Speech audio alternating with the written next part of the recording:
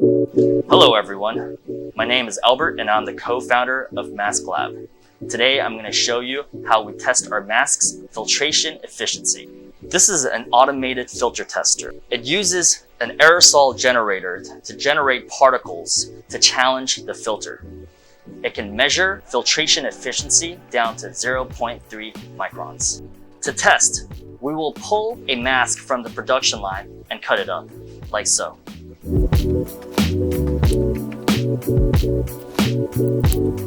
Afterwards, we will place the cut up fabric onto the filter tester. We will activate the tester and the testing will begin. The filter is now being challenged.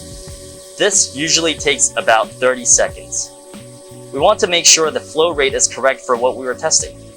For ASTM F2100 VFE, the flow rate is around 28.3 liters per minute. After 30 seconds, the results are displayed on the screen, and a slip is printed for our records.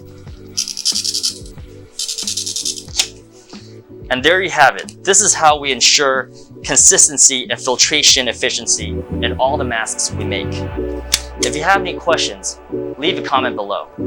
See you next time.